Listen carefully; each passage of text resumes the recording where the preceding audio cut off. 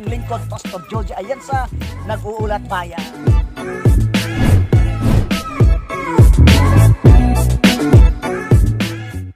Mission na naman kami. Umpisa namin ulit yung pasukin sa OHP natin.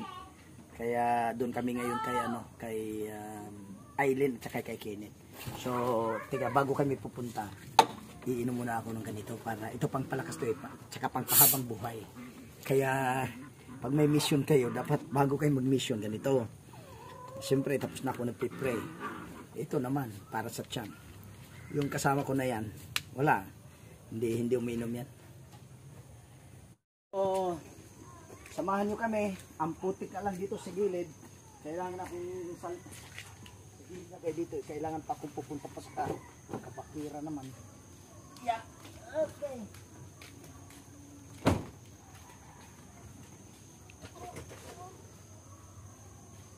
Dito na kami sa bahay ni Kenneth. Ayan si Kenneth, paliting-ngiti lang siya. Tsaka pag-gitara-gitara. Ayun naman si Grace. Kasi masyadong malayo yung bahay nila. Doon, sa kanilang sila. Dito na kami.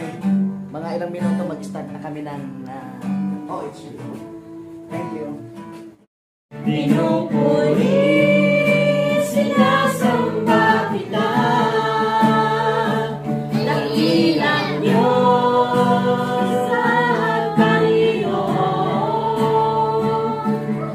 Tunay nang ika'y walang katulad, tunay nang ika'y nag-aaramid ni bendisyon ang kanila tumunggal may sa kalakan ni Apo.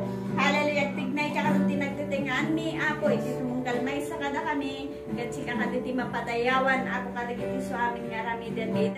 Salamat po sa Diyos dahil ginagabayan niya po kami na araw-araw at thank you Lord dahil binigyan niya po kami ng pagkain na pang-araw-araw. Yeah. Okay.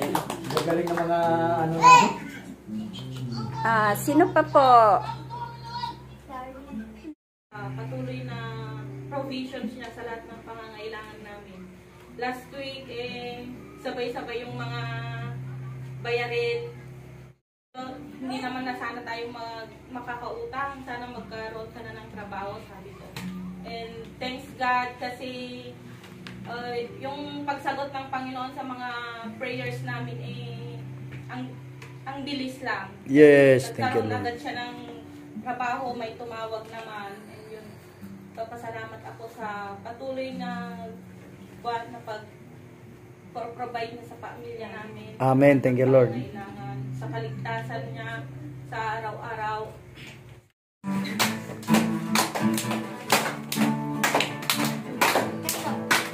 Kay buti ng Diyos, kay buti ng Diyos sa amin. Kay buti ng Diyos, kay buti ng Diyos sa iyo. Kay buti ng Diyos, kay buti ng Diyos sa kanya. Kay buti ng Diyos, kay buti ng Diyos sa lahat. Kay buti ng Diyos, kay buti ng Diyos sa amin. Kay buti ng Diyos, kay buti ng Diyos sa iyo. Kay buti ng Diyos, palakpakan ang kamay, itaas at ibabay, sabayan ng hinda at sumayaw-sayaw, pahayag mong kapatid, kay buti ng Diyos, kay buti ng Diyos sa lahat. Ipalakpak ang kamay, itaas. May mga tao na nagsasabi, they are really Christian, sila po ay Kristiyano, pero hindi po nila alam yun pong pinakadakilang ipinapagawa ng Diyos. Ibig sabihin, kung mayroon kang ipinapagawa, kung mayroong pinaka-importante ipinapagawa ng Diyos sa iyo, sa akin, dapat ginagawa ng tao. So, dito ay mababasa po natin sa, sabi nila, tinagurian po nilang Great Commission. Sa Mateo, pwede bang pakibasa? Raquel, kaya mo? May Bible ka? Tagalog.